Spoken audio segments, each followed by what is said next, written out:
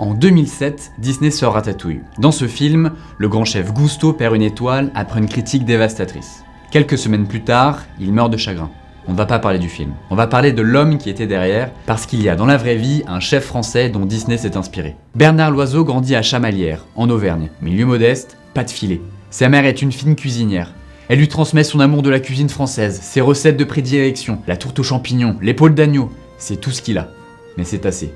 En mars 1968, Bernard entre en apprentissage chez les frères Trois Gros, à Roanne. Il a 16 ans. Et l'année où il arrive, le restaurant décroche sa 3e étoile au guide Michelin, le Graal. Pour remettre ça en contexte, un gamin d'Auvergne débarque dans un grand restaurant pour la première fois. Et en poussant la porte, toute la maison exulte. Les cuisiniers s'embrassent, le chef qui pleure. Tout le monde chante ces mêmes mots. 3 étoiles, 3 étoiles, 3 étoiles. C'est comme si t'arrives porteur de gourde à la finale 1998 et tu vois Zidane soulever la Coupe du Monde. Ce jour-là, Bernard Loiseau se fait une promesse. Un jour, j'aurai 3 étoiles. Saulieu, petite ville de Bourgogne. 3000 habitants et une nationale qui traverse la ville du nord au sud. En 1975, Bernard arrive, il n'a pas d'argent, il n'est pas propriétaire, il est gérant. Claude Verger, son mentor parisien, lui confie la gérance d'un restaurant qu'il vient de racheter, la Côte d'Or. Il n'a que cette promesse, atteindre les 3 étoiles. Pour comprendre ce que ça représente, il faut savoir ce qu'est une étoile Michelin. Une étoile, c'est déjà l'excellence. Seuls 553 restaurants sont étoilés en France en 2026, sur plus de 150 000 établissements. 2 étoiles, c'est un restaurant qui vaut le détour. Les gens font des kilomètres pour y aller. Il n'y en a que 84 dans toute la France. 3 étoiles, c'est la distinction suprême, le sommet absolu, dans le monde entier. Il y en a chaque année moins de 140. Pour y arriver, il a une obsession totale du détail. Pas plus de 3 saveurs dans l'assiette, répète-t-il sans cesse à son équipe. Trouver la vérité du produit. Il redresse la maison, les clients reviennent. En 1977, première étoile Michelin. En 1980, 2e étoile Michelin. Et en 1982, il fait quelque chose qui ressemble à de la folie. Il rachète la Côte d'Or. Il s'endette lourdement. Il ne possède rien d'autre que ce restaurant et cette promesse vieille de 14 ans. Il transforme l'auberge en palace, chambre après chambre, elle après elle, toujours plus de dettes, toujours plus d'ambition. Le 1er janvier 1991, alors qu'il a 40 ans, sa femme pleure. Son équipe pleure, Bernard pleure, la 3e étoile vient de tomber. Il lui aura fallu 23 ans pour atteindre son rêve. Ce que Bernard Loiseau ne sait pas encore, c'est que ce n'est pas le chemin vers le rêve qui est le plus difficile. Le plus dur commence après, quand le rêve d'enfant est devenu réalité. 3 étoiles. Mais voilà ce qu'on ne dit jamais sur les 3 étoiles. Le lendemain matin, il faut se lever et les défendre. Les années 90 sont ses années de gloire. Bernard Loiseau n'est plus seulement un chef, il est une marque. Une institution, le visage de la gastronomie française que les journalistes appellent quand ils ont besoin d'une citation. Le 8 juillet 1991, le New York Times lui consacre même sa une. Un chef français de Saulieu, une ville de 2500 habitants en Bourgogne, fait la couverture du journal le plus lu au monde. La gastronomie française a un nouveau visage, et ce visage, c'est le sien.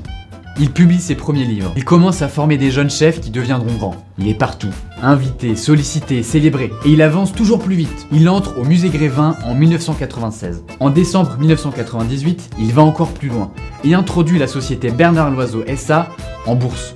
Premier chef 3 étoiles au monde à devenir une valeur cotée. Les journaux titrent, les investisseurs achètent.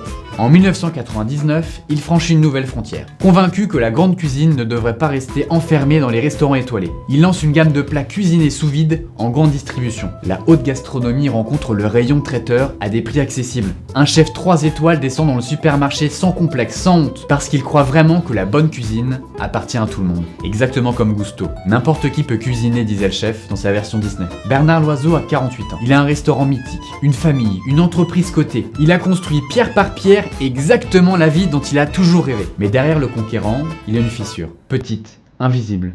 Il ne cuisine plus seulement pour l'amour de la cuisine. Il cuisine pour ne plus perdre ce qu'il a mis toute une vie à construire. Et cette nuance-là, entre créer et protéger, elle pèse un poids que personne ne voit de l'extérieur. Et chaque hiver, la chape se fissure un peu plus. Bernard alternait les périodes d'euphorie et les passages de dépression. Une véritable montagne russe. Il voulait être le meilleur. La vie lui a fait ce qu'il y avait de pire, se confie l'un de ses amis proches au Point. Tout bascule en novembre 2002. Un document manuscrit confidentiel, révélé des années plus tard par l'Express, note que Derek Brown, directeur du guide Michelin, vient de recevoir Bernard Loiseau. Il note que le chef a été choqué par l'avertissement qu'il vient de lui donner sur l'irrégularité et le manque d'âme de sa cuisine. Manque d'âme. Voilà le mot que Bernard Loiseau emporte avec lui en sortant de ce bureau. Le mot que le directeur du guide le plus puissant de la gastronomie mondiale vient de poser sur sa cuisine. Manque d'âme. lui qui n'avait que ça depuis ses 16 ans. 2 jours plus tard, Dominique écrit au directeur du Michelin. « Nous avons bien compris votre avertissement et dorénavant, tout est mis en œuvre pour redresser au plus vite la barre. » En décembre, un article de François Simon dans Figaro tombe.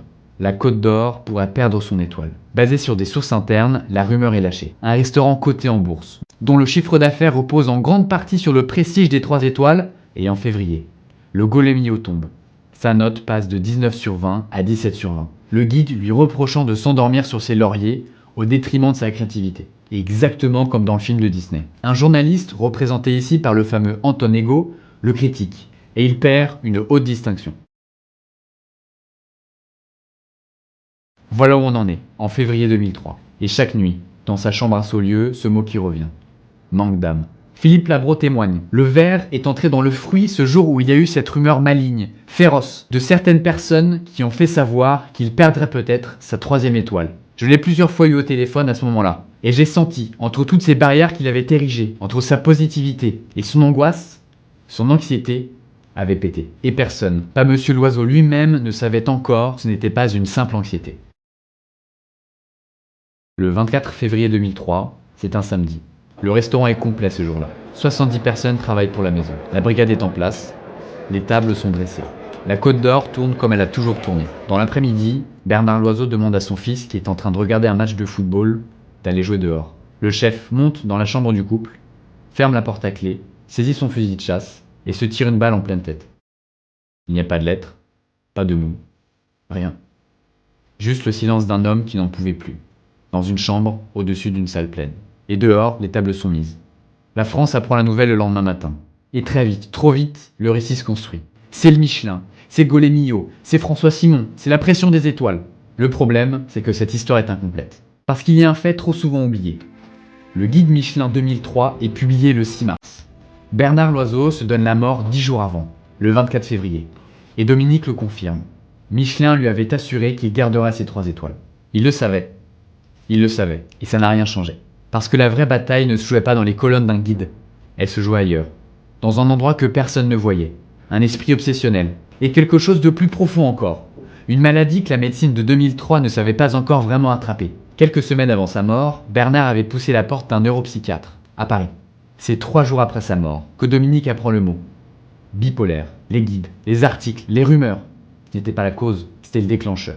L'homme qui s'est donné la mort le 24 février 2003 n'est pas mort d'une critique. Tout était là depuis le début. Le gamin de 16 ans qui se fait une promesse à Roanne. Il tient cette promesse. 3 étoiles.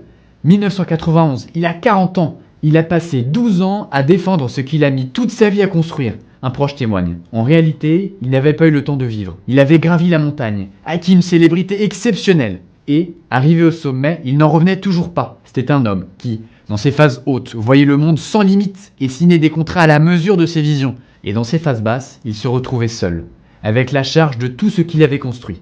Et le mot du directeur Michelin, manque d'âme, posé 3 mois plus tôt comme un avertissement professionnel. Pour un homme bipolaire, en phase descendante, ce mot ne résonnait pas comme une critique. Il résonnait comme une confirmation que ce que la maladie lui soufflait depuis des années. Tu n'es pas à la hauteur. Tu n'as jamais été à la hauteur. Tout ce que tu as construit est faux. La maladie ne crée pas le doute de rien. Elle prend ce qui existe et le transforme en certitude. Le piège, c'est de confondre ce qu'on a accompli avec ce qu'on est. De faire de son rêve une prison dorée. D'atteindre le sommet et de passer le reste de sa vie à regarder vers le bas. Et ce piège-là, il n'est pas réservé aux grands chefs. Il n'est pas réservé aux étoiles Michelin. Il est pour nous tous. Pour quiconque a déjà mis quelque chose de vital dans un objectif, dans un projet, dans une identité. La question que Bernard Loiseau n'a peut-être jamais eu la force de se poser, et que la maladie l'empêchait probablement de se poser, c'est celle-là. Et maintenant que j'ai tout ce que je voulais, qu'est-ce que je suis ? Ce qui reste de Bernard Loiseau aujourd'hui, ce n'est pas une critique, ce n'est pas une rumeur, ce n'est pas une étoile perdue ou gardée. C'est Bérengère, sa fille aînée, qui a grandi sur les dalles de pierre du Relais, aujourd'hui à la tête de la communication du groupe familial. C'est Blanche, qui marche aujourd'hui dans les pas de son père, dans la cuisine du restaurant familial. C'est Dominique, sa femme, à qui l'on donnait 6 mois, et qui a répondu « Allez, on fonce ». Aujourd'hui, la maison Loiseau est dirigée par Dominique Loiseau. Elle emploie 150 collaborateurs. En 2008, Nicolas Sarkozy lui remet la Légion d'honneur. Elle devient la première femme vice-présidente des Relais et Châteaux en 2015. Puis reçoit le trophée de la femme en or dans la catégorie entreprise. Une maison qui arbore toujours son nom, son patrimoine. Bernard Loiseau est toujours là. Encore merci pour ce que vous avez fait pour la gastronomie.